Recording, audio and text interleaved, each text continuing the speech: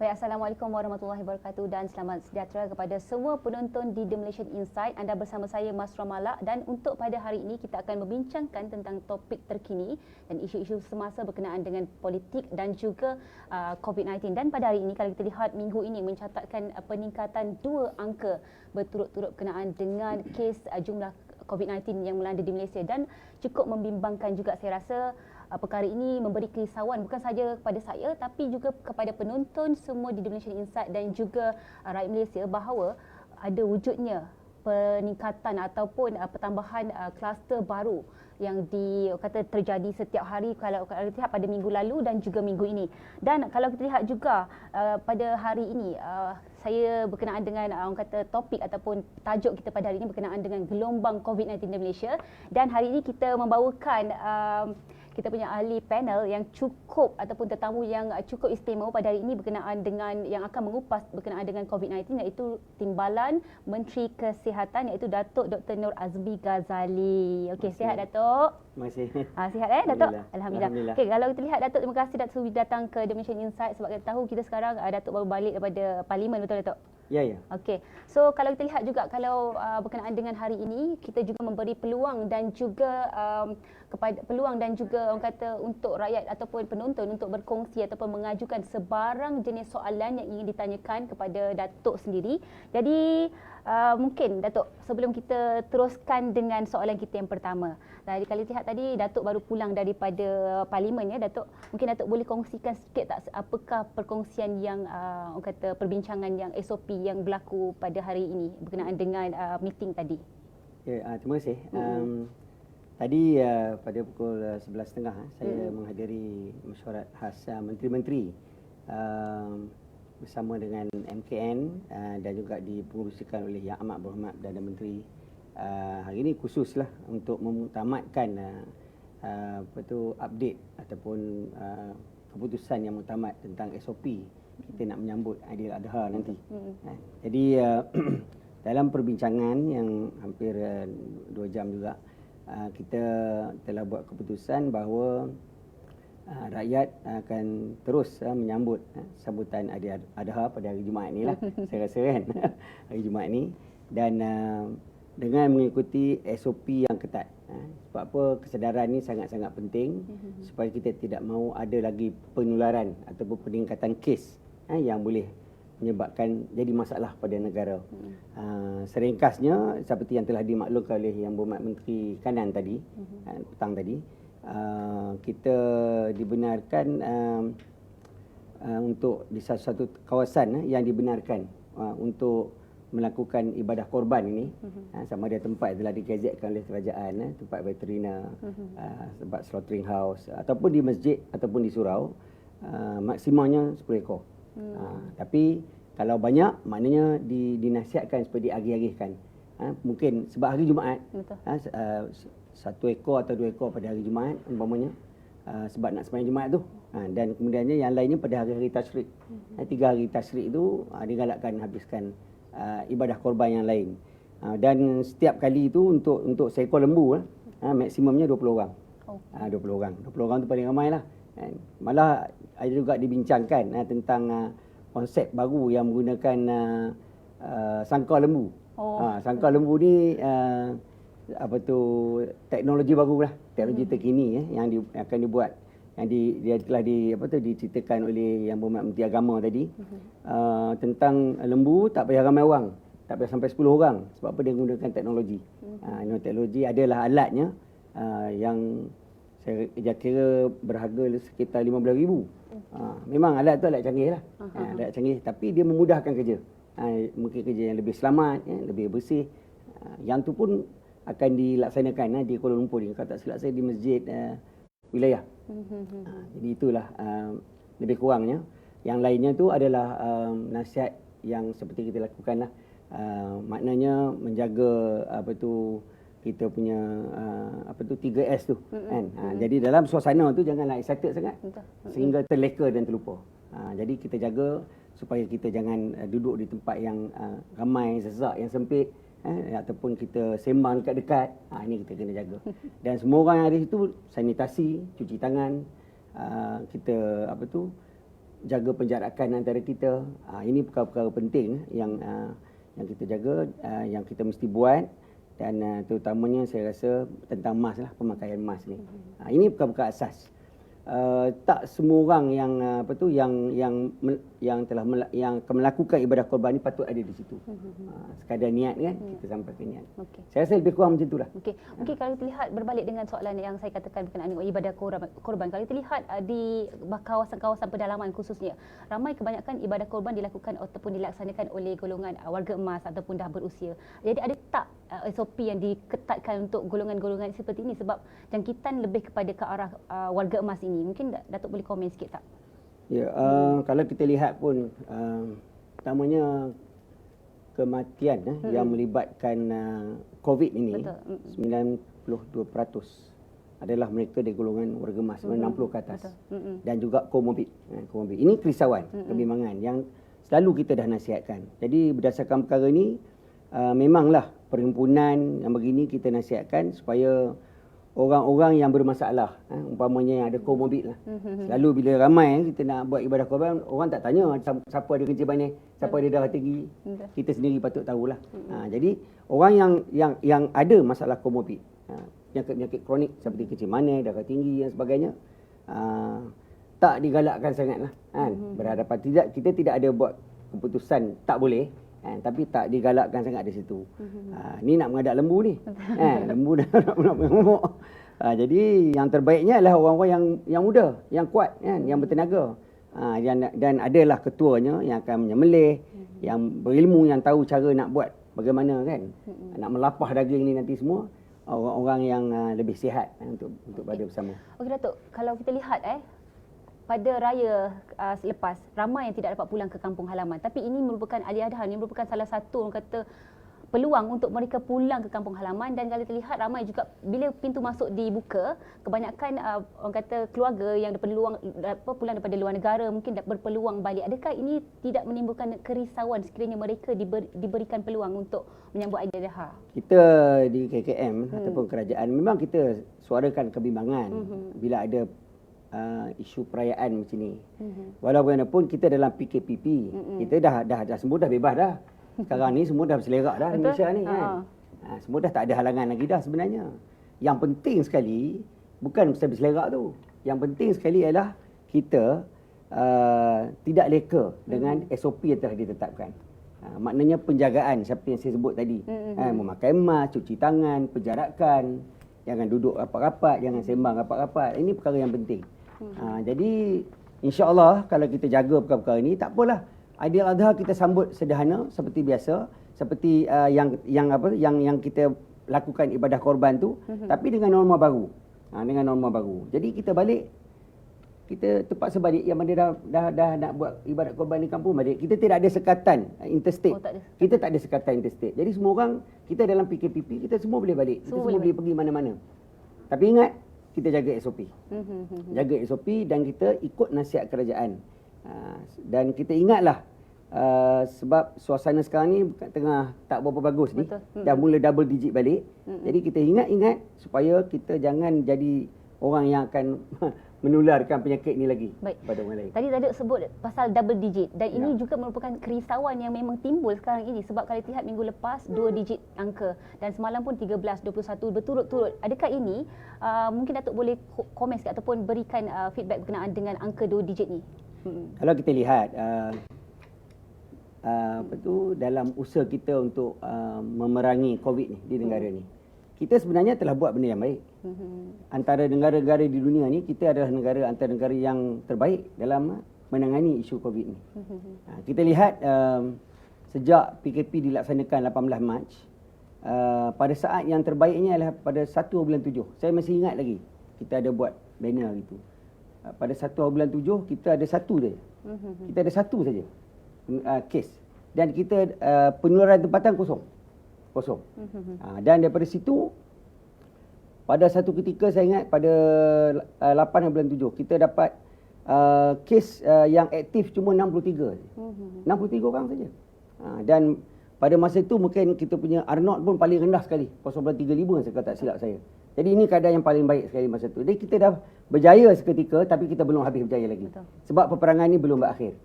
Masih ada lagi kes-kes COVID dan kita dapat lihat pada hari ini di luar sana banyak.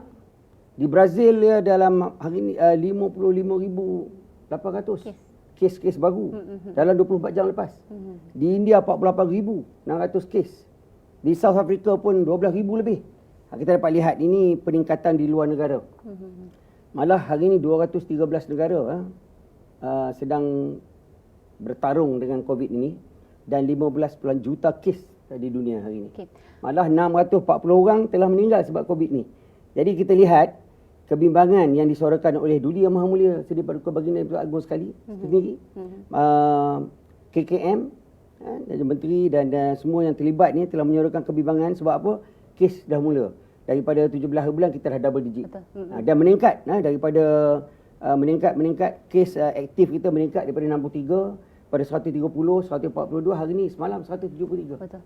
Jadi ini petanda yang tak baik. Kan? Yang pertamanya kita dapat lihat kita tak ada senjata. Senjata kita hanyalah physical distancing lah, kan. Kita punya penjarakan antara kita. Ini senjata kita. Kalau kita tak jaga yang ni, maka kita dalam bahaya, kita bimbang sangat kalau kita naik kepada angka 3 digit. Okey. Ini kebimbangan ni. Okey. Sebut berkenaan dengan kebimbangan dan juga tadi kita sebut dua angka. Dua angka ni merupakan antara penyumbang daripada kluster Sarawak dan juga kluster di Johor. Dan malah memberi kesan juga kepada orang kata kerisauan. Jadi mungkin Datuk boleh komen sikit tak tentang kluster di Johor dan juga Sarawak? Ya, dia kluster sebenarnya peningkatan disebabkan dari peningkatan kes, maka R0 kita pun meningkat. Kenapa peningkatan ni berlaku disebabkan antaranya sebabnya kita dapat kenal pasti hari ini ialah kes-kes yang terjadi disebabkan penularan yang berpunca daripada import. Pada satu ketika dulu kes-kes yang balik rakyat ataupun orang yang balik daripada luar negara masuk ke negara kita dibuat swab dan dihantar kepada pengawasan di rumah. Home quarantine ataupun HSO dipanggil. Jadi kalau didapati kes kerana penularan yang berlaku ni disebabkan oleh kes import. Bermakna mereka tidak ikut SOP semasa dalam pengawasan di rumah. Mana ada orang boleh jaga di 24 jam. Jadi kita lihat hari ni macam-macam cerita. Ada orang yang pakai gelang makan kat restoran. Betul. Ada yang putus gelang buang di sini dan sebagainya. Dan menyebabkan ramai lagi tempat orang tak boleh berniaga sebab kena kuarantin. Sebab kena buat testing dan kuarantin. Jadi ini satu bab. Yang boleh menyebabkan penularan kembali kepada double digit. Dan kita mesti ingat sejak PKPP ni, hari ni kita dah ada 23 kluster kata silap saya yang aktif. Betul. Dan ada dulu 2-3 hari lepas 9 kluster disebabkan penularan tempatan. Jadi bermaknanya rakyat yang satu ketika dulu begitu bimbang dan begitu disiplin, hari ni dah mula leka dan mula alpa. Sebab itulah kerajaan hari ni tiap-tiap hari ulang dalam press statement setiap petang umpamanya dulu kita sentiasa mengulang nasihat yang sama sebenarnya supaya rakyat jangan alpa dan jangan leka. Jangan terlupa yang kita ni masih dalam peperangan dengan COVID. Ini yang penting. Baik. Ada juga yang melahirkan pendapat bahawa kerajaan di Sarawak itu membimbangkan dan mereka memberi orang kata cadangan untuk menutup sekatan masuk di Sarawak. Mungkin Datuk boleh komen sikit, perlu ke melakukan sekatan di Sarawak? Bila berlaku in fact di negara kita ni pun kalau berlaku 3 digit umpamanya, kalau R0 naik lebih daripada 1.6 maka kerajaan mungkin akan buat lockdown. Kita tak maulah macam tu sebab dia akan memberikan kesan impak yang sangat besar kepada ekonomi, kepada industri dan sebagainya. Pada rakyat lah, pada keseluruhannya kan. Jadi kita tak mahu. Jadi di Sarawak ni kes yang kita dengar ni daripada kluster Sentosa ni yang telah meningkat ramai hari ni dah, kalau tak silap saya dah 21 orang. Setelah disaring begitu ramai 600 lebih telah disaring. Kerajaan negeri Sarawak saya rasa bercadang untuk menghadkan perjalanan antara bahagian akan sekat jalan antara bahagian. Katanya juga akan menghadkan penerbangan di negeri Sarawak. Jadi ini tujuan supaya nak menyekatkan pergerakan yang banyak. Tapi tidaklah menyekat orang untuk datang ke Sarawak. Datuk, tadi Datuk sebut berkenaan dengan kluster di luar negara seperti di Brazil dan sebagainya. Kalau terlihat kluster minggu lepas daripada India, daripada UAE sendiri, tidak ke kerajaan mencadang untuk menyekat semula orang kata kemasukan di Malaysia ini? Sebab walaupun keadaan sekarang kluster orang kata pertambahan baru 2 digit tapi menimbulkan kerisauan dan juga pastinya saya rasa ianya sekiranya tidak dipantau dan ada juga kenyataan yang dikeluarkan oleh KKM semalam berkatakan saringan kedua golongan yang pulang ke Malaysia melakukan saringan tapi saringan kedua tidak dilakukan dan mereka bebas. Bermaksud saringan tu tidak dilakukan sebaiknya dan menimbulkan kerisauan. Ini antaranya yang saya kata sikap orang apabila kita letak dalam dalam HSO ni, Home Surveillance Order ni ataupun kuarantin di rumah ni, mereka tidak akur, tidak ikut SOP. Yang pertamanya macam saya kata tadi, ada yang dah keluar pergi makan merata, pergi jumpa orang sini orang sana. Malah ada yang sanggup potong tu. Dan yang keduanya, kan kita sudah nasihatkan supaya semua orang download MySejahtera. Dan MySejahtera ni hari ni 65 juta orang telah download. Tetapi penggunaannya tidak. Check in menggunakan MySejahtera tak banyak. Download malah saja. tak download. Malah mereka yang HSO kajian dibuat 24% saya rasa tidak menggunakan MySejahtera untuk penilaian kendiri, HAT. Home Assessment Tool tu tak digunakan. Sepatutnya mereka buat tiap-tiap hari.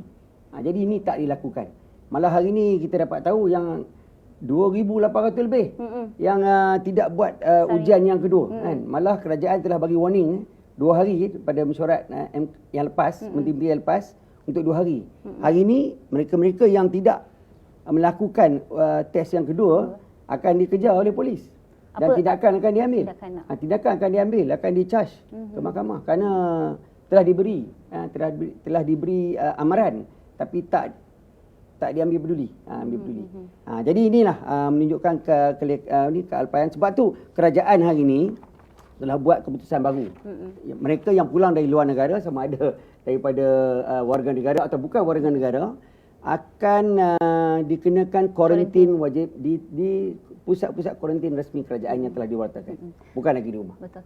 Adakah kerajaan sendiri orang kata menyesal dengan orang kata tindakan yang dilakukan untuk kuarantin di rumah, sebab itu memberikan orang kata peluang pada mereka ni yang degil untuk bebas tidak orang kata mengikut SOP yang ditetapkan dan sekarang melakukan semula kuarantin yang ditetapkan di pusat. Mungkin Datuk boleh komen sikit. Ya, kerajaan telah buat sedaya upaya dan mengerah segala fikiran untuk memerangi COVID ini. Kalau kita lihat persiapan dari segi public health, kesihatan awam, tak tidur malam kata orang. Persiapan dari segi facility hospital, persiapan dari segi makmal, katil-katil daripada ICU, ventilators, ubat-ubatan dan sebagainya, human resource sekalipun kita dah mobilize supaya benda ni jadi baik. Dan pada satu ketika kita antara yang terbaik dalam dunia ni, antara yang terbaik, mendapat pujian daripada WHO. Jadi apabila manusia leka, ini sebabnya kan. Pada satu ketika kita dah fikir kalau macam tu dah ramai yang balik.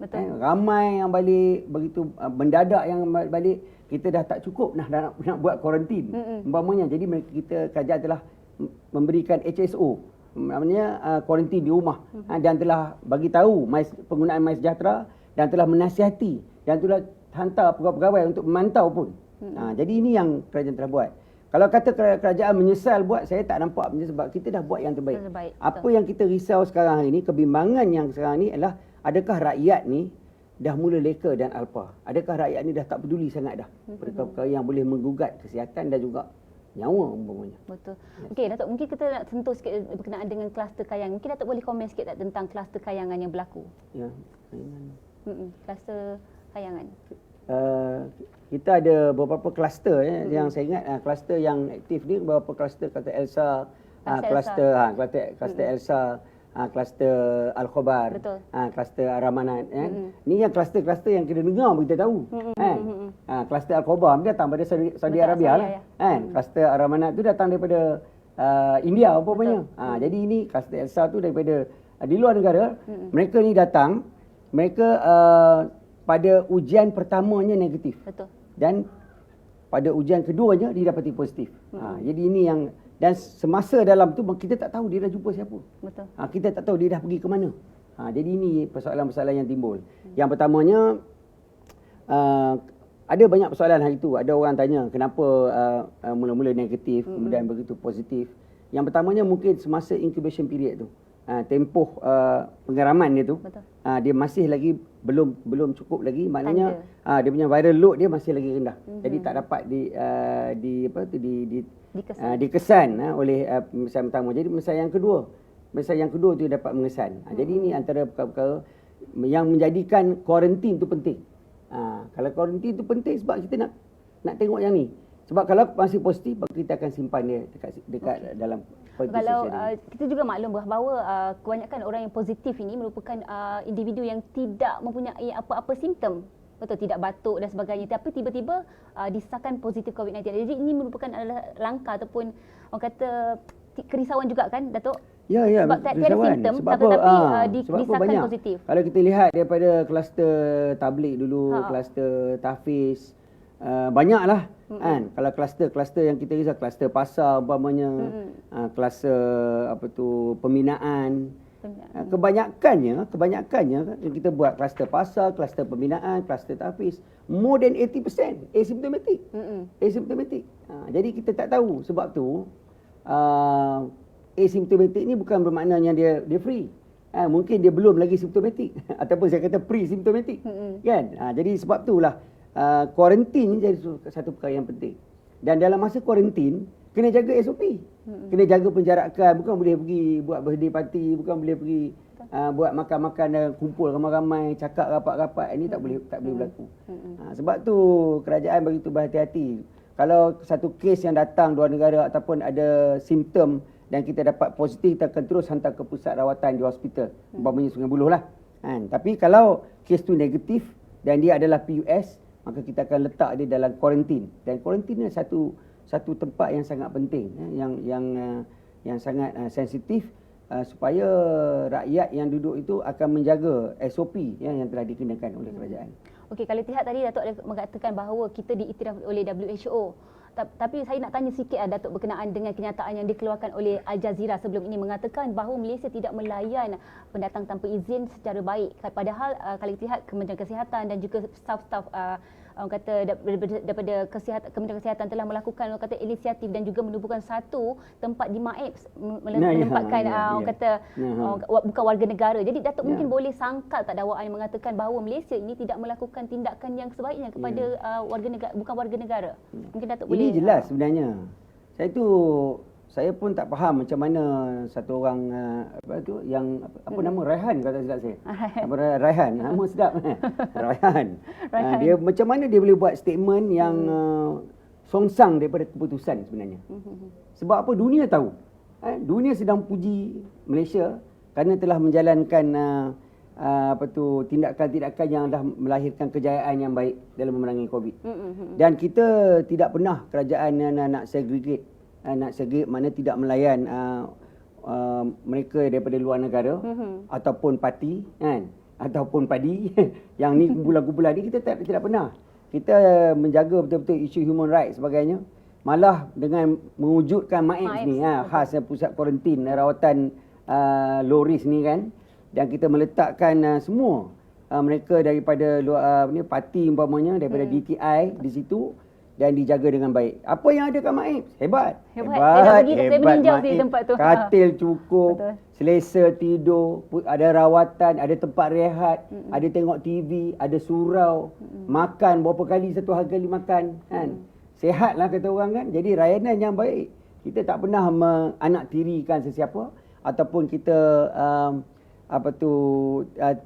tidak menjaga mereka-mereka yang datang daripada luar negara. Jadi isu ataupun saya rasa video daripada Al Jazeera itu dengan kupasan daripada orang Bangladesh, Raihan tu adalah salah sama sekali. Tidak tepat sama sekali. Tidak tepat. Jadi Datuk memang menyangkal semua dakwaan. Itu sudah pasti. Itu kejutan lah. Saya terkejut tengok macam mana dia sanggup cakap benda yang tidak benar. Okey, sebut pasal kejutan, terkejut juga sebab hari ini penonton kita pun ramai untuk menyaksikan orang kata langsung daripada Datuk. Jadi sebelum tu kita juga memberi ruang dan juga peluang kepada penonton untuk bertanyakan sebarang jenis soalan berkaitan dengan COVID-19. Saya pasti ramai orang ingin bertanyakan apa saja soalan ataupun mengajukan soalan pada Datuk, dan saya rasa ramai peminat Datuk hari ini untuk bertanyakan soalan berkenaan COVID. Okey Datuk, sebelum itu terima kasih kepada semua penonton yang menyaksikan secara langsung kami di The Malaysian Insight ini. Apapun kami nak orang kata apapun kami di Malaysian Insight ingin mengucapkan ribuan terima kasih kepada semua penonton kerana sudi meluangkan masa bersama saya dan juga Datuk Dr. Azmi berkenaan dengan isu COVID ni. Dan saya rasa soalan penonton ni ada banyak. Kita akan tengok seterusnya soalan seterusnya berkenaan dengan soalan. Mungkin kita akan memberi luang kepada semua untuk mengajukan soalan. Tapi sebelum tu kita nak tanya dulu, sebelum soalan penonton kita teruskan, kita tanya dulu Datuk berkenaan dengan isu orang kata orang kata masyarakat mengatakan bahawa gelombang kedua padahal kalau lihat pada awal merupakan gelombang pertama dan gelombang kedua sudah pun berlaku, dan ini merupakan gelombang ketiga ataupun sekarang ni sekiranya berlaku adanya gelombang kedua ataupun ketiga, saya tak pasti. Minta kepastian daripada Datuk untuk mengatakan gelombang berapakah itu. Itu sebab apa saya pun dengar banyak kali orang sebab kalau gelombang kedua, betul. Bermaknanya walaupun rakyat mengikuti tapi mereka tak sedar kita berada di gelombang kedua. Kes ni bermula daripada hujung Januari. Betul. Dengan gelombang yang pertama tu 22 orang yang waktu yang sangat singkat. Pada akhir gelombang pertama yang sebenarnya yang mula hujung Januari itu ada 11 hari yang tiada kes langsung. Dan apabila kes yang datang bermula pada hujung Februari, itulah gelombang kedua. Dan sekarang apa yang kita lalui daripada Mac sampai ke hari ini adalah gelombang kedua. Ini adalah gelombang kedua sebenarnya. Jadi yang perlu tapi kerajaan tidak ada lah istilah ni gelombang ketiga apa semua. Kita tak sebut perkataan gelombang ketiga tu. Hari ini berlaku peningkatan daripada single digit kepada double digit yang membimbangkan kerajaan pemerintah. Sekarang ni kita telah usaha sebegitu kuat, telah membelanjakan begitu banyak wang untuk menolong rakyat. Betul. Dan kita bimbang rakyat jadi leka dan alpa dan tak peduli. Saya ambil satu contoh lah, sebab saya tengok ada di mall, ada di kedai-kedai yang kita masuk, di kertas tu tulis nama macam-macam, nama Mat lah, nama Tok lah, nama Batman lah, dan nombor telefonnya saya percaya mesti salah. Mesti mana sebab tak ada orang buat pemeriksaan. Itu yang penting tu. Tak ada orang buat pemeriksaan. Jadi ini kalau macam ni lah sikap, maka ini dah jadi tak betul sebenarnya. Sebab tu kena jagalah kan. Rakyat kena jaga, kena sensitif. Dan saya lihat tengok kalau betul-betul rakyat di negara ni insaf dan kita download MySejahtera, kita semua ada smartphone. Kan? Kita semua ada smartphone. Jadi kita download Sejahtera dan kita gunakan ni apps, ini teknologi. Tak perlu lagi kertas nak tulis nama.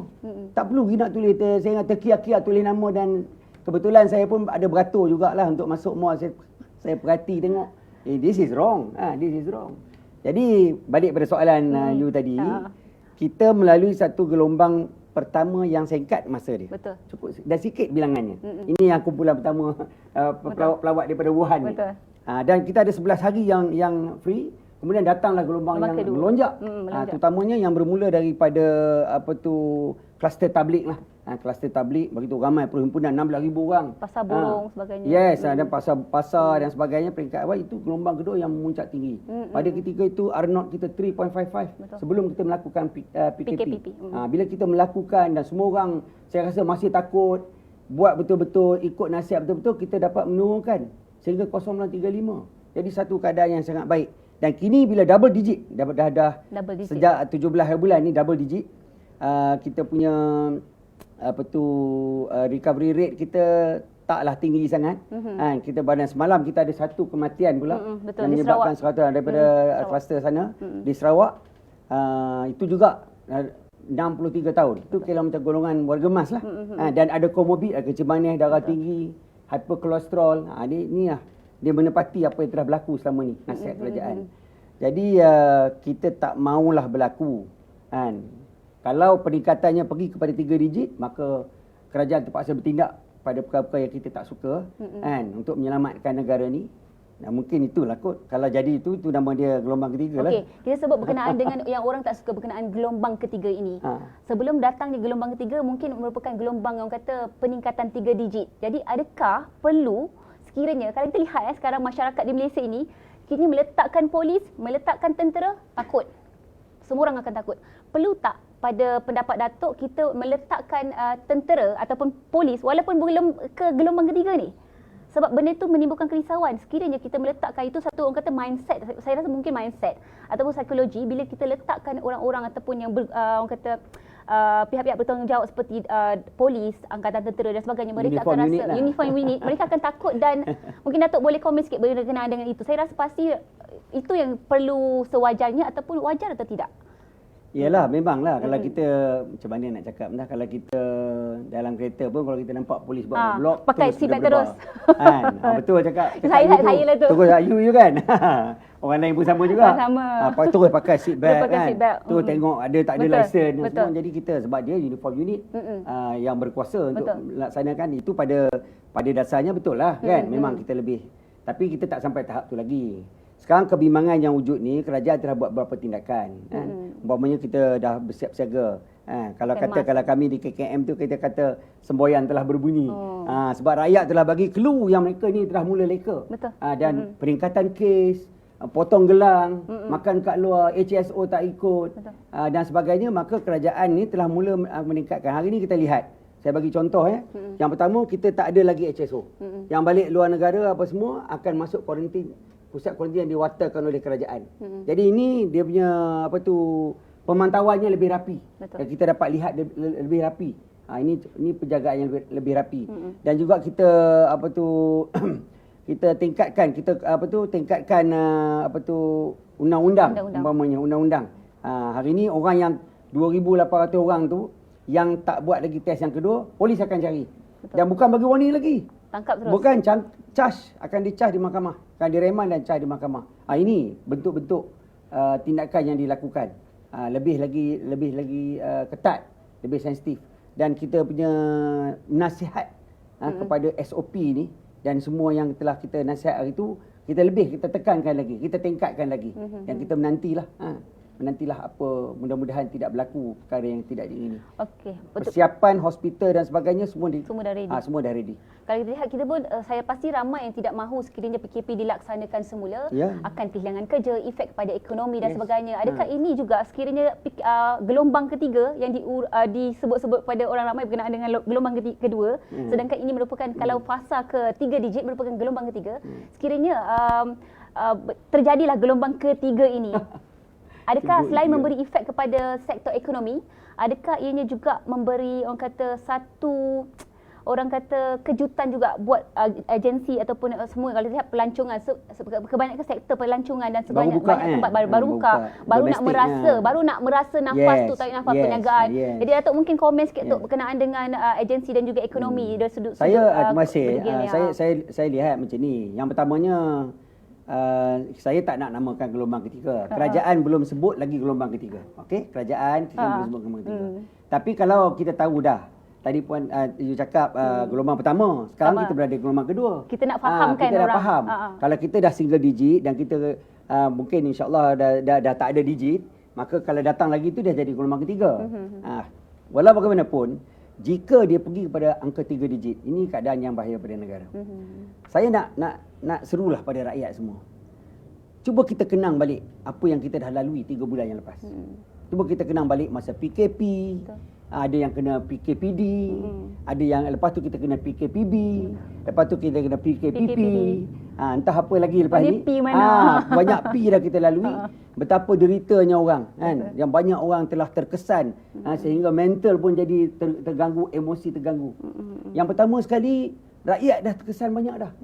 Pekerjaan hilang, punca pendapatan hilang, dan masalah timbul di rumah dan macam-macam. Dan yang keduanya saya nak ingatkan lagi, frontliners ni, hospital, healthcare workers, frontliners, daripada ATM, daripada PDRM, daripada rela, daripada macam-macam agensi dan kementerian. Mereka telah mengorbankan masa mereka dan mereka ni adalah golongan yang berisiko. Sangat berisiko terkena masalah COVID ni.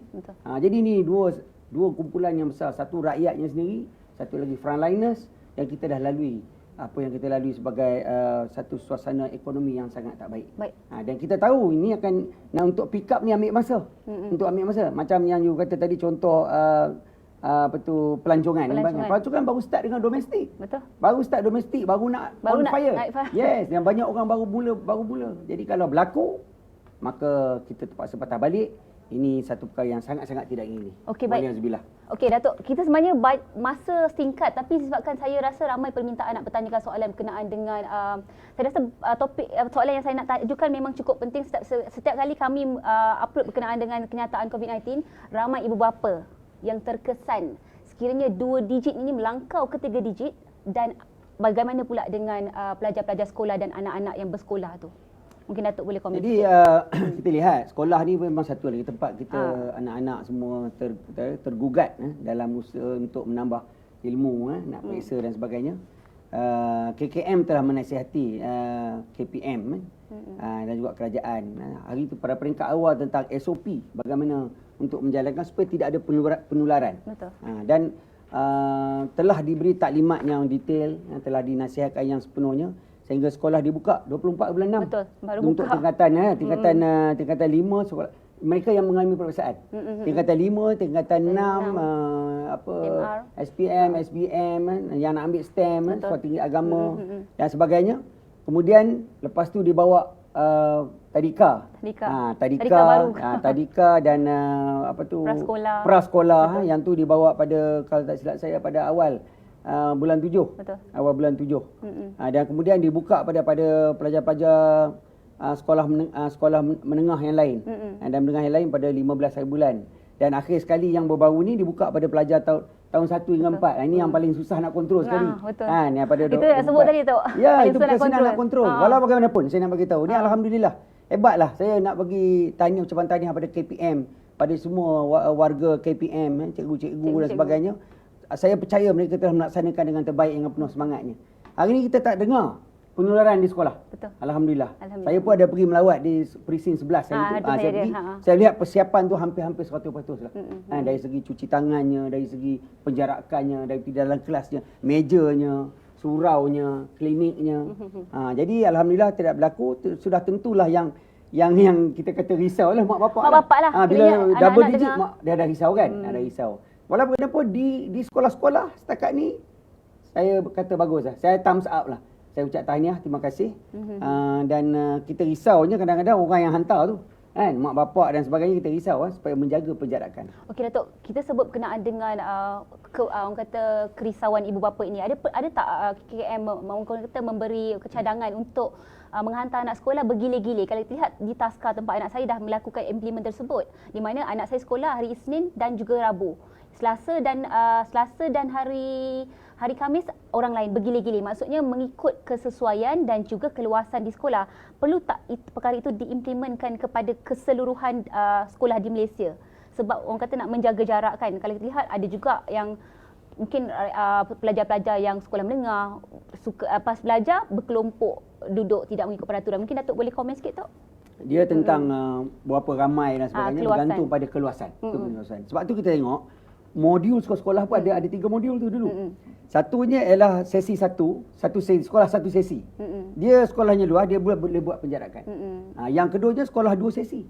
Mereka boleh buat penjarakan dan dia buat 2 sesi. Yang ketiga ialah mereka yang tak boleh buat kerana sekolahnya kalau buat penjarakan dia tak cukup tempat. Maka dia buat bergila-gila. Dia bergila bukan murid-murid pelajar-pelajar daripada tingkatan sekolah yang ada peperiksaan. Tapi mereka yang tak ada peperiksaan. So mereka ambil gila-gila. Gila-gila datang. Umpamanya tingkatan 1, tingkatan 2, tingkatan 3 kan. Gila-gila datang. Jadi ini keluarga pun boleh buat bergila-gila. Malah kita lihat, kita sedaya upaya kita nak buat yang semua tu. Penjarakan sosial, pakai mask, sanitasi. Tapi kalau ada ketika tak boleh buat, maka kita ketatkan lah. Kita contohnya kita kata pakai mask. Di tempat yang sesak terus pakai mask. Sebab itulah kita dapat melepaskan dari segi transportation. Tengok kapal terbang. Boleh duduk kan? Boleh penuh seat. MRT, LRT, bas dan sebagainya. Macam mana boleh duduk? Boleh duduk kan? Jadi ada keadaan kita boleh buat, kita mesti buat. Tapi kalau ada keadaan yang kita tak boleh buat, kita jaga penjarakan sosial. Itu penting ya, kita jaga mask. Kita jaga jangan kita cakap rapat dan sebagainya.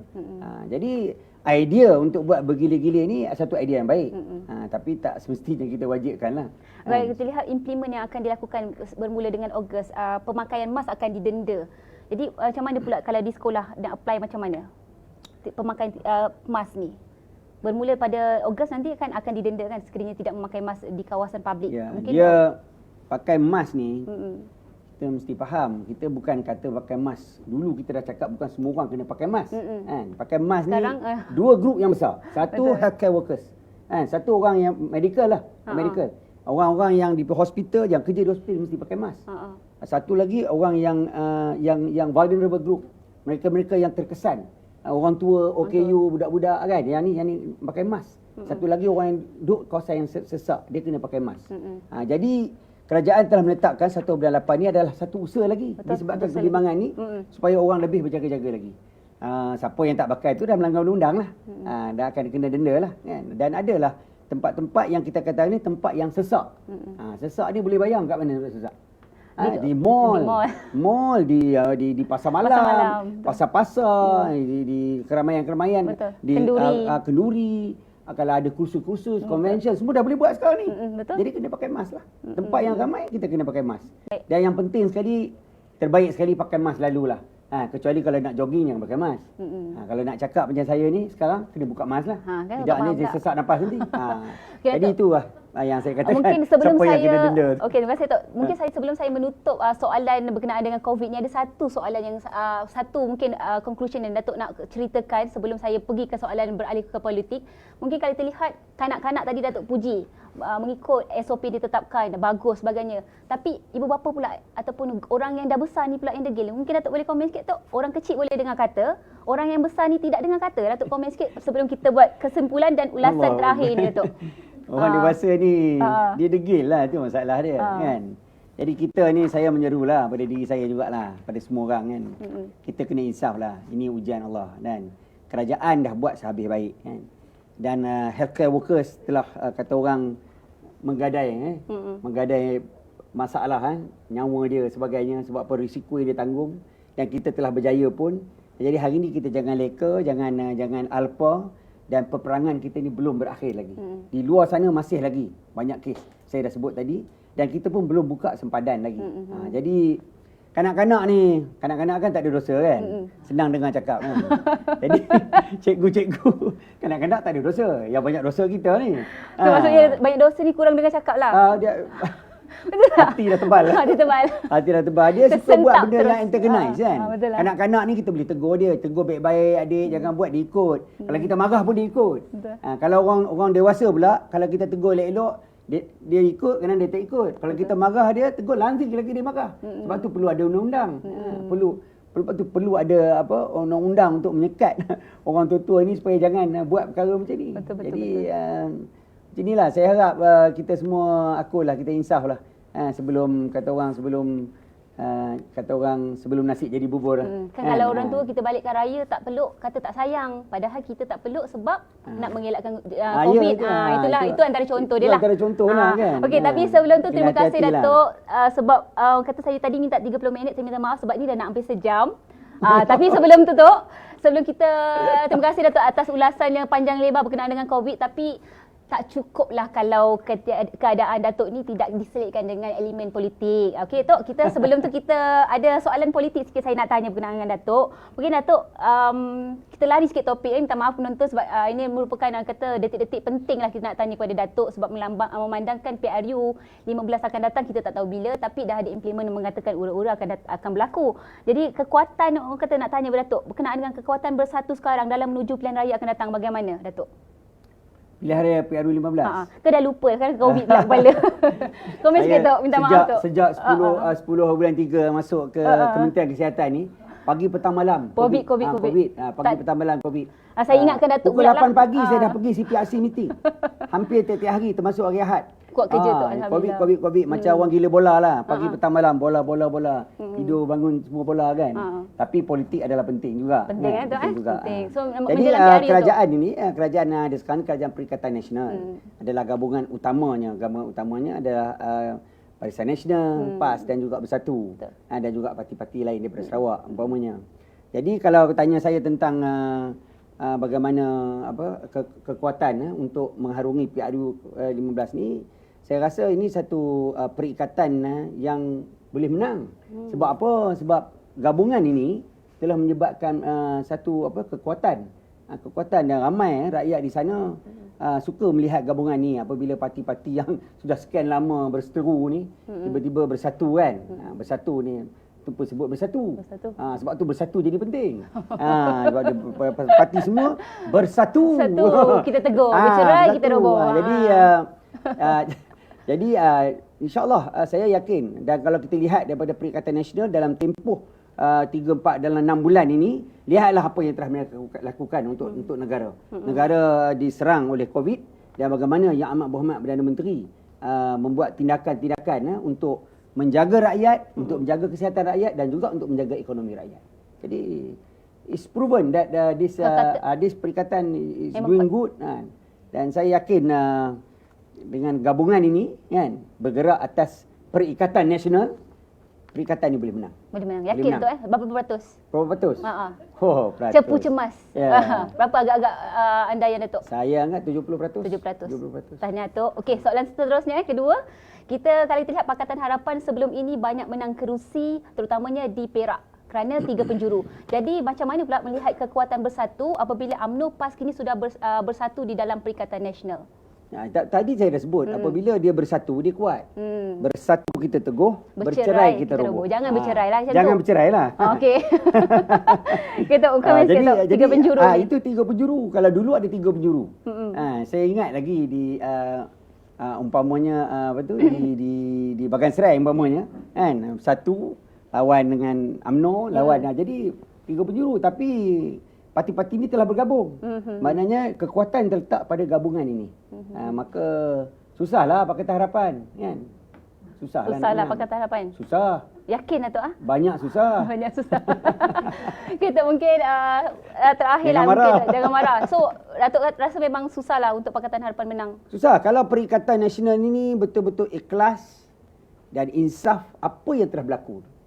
Rakyat ataupun orang-orang politik ni, terutama daripada PAS, UMNO dan Bersatu ni, kena belajar daripada apa yang telah jadi dalam PRU 14. Kalau kita tak mahu lagi apa yang jadi, tak mahu lagi pisang berbuah 2 kali, jaga Perikatan Nasional. Jaga gabungan ini, jagalah penyatuan ini. Sama dengan Bersatu, insya-Allah. Okey, terima kasih tu atas ulasan panjang lebar yang diberikan kepada kami. Insya-Allah saya rasa tak cukup duduk 1 jam ni. Daripada 30 minit kita minta terus ke setengah jam. Saya pun tak perasan dah sejam. Apapun mungkin kalau kata ramai peminat-peminat Datuk nak melihat lagi orang kata berkenaan dengan Covid ataupun politik, kita akan panggil Datuk untuk setiap minggu ke apa-apa ke kan. Apapun terima kasih Datuk atas kedatangan Datuk yang sudi hadir walaupun sibuk ke Parlimen tadi dan terus bergegas ke sini.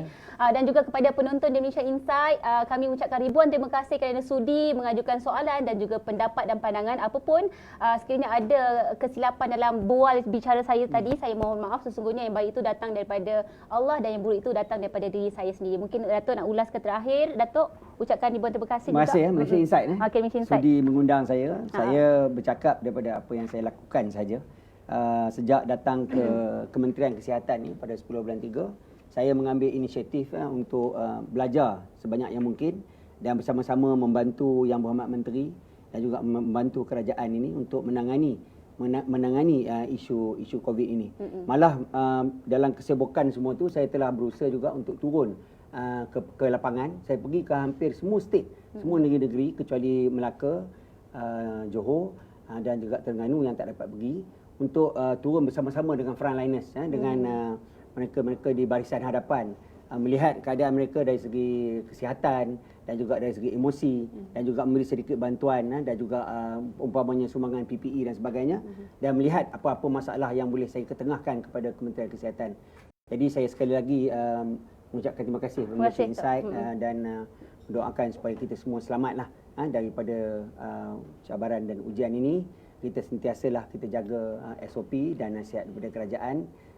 Sekali lagi saya nak bagi tahu, dalam kita mengharungi nak lawan dengan Covid ini, kita semua adalah frontliners, dan juga dari segi apa-apa pun untuk negara ni, sekali lagi saya mesti katakan, bersatu kita teguh. Bercerai kita roboh. Terima kasih Datuk. Jumpa lagi. Assalamualaikum warahmatullahi wabarakatuh. Jangan lupa saksikan Insight Talk minggu akan datang. Jumpa lagi insya-Allah. Assalamualaikum. Assalamualaikum.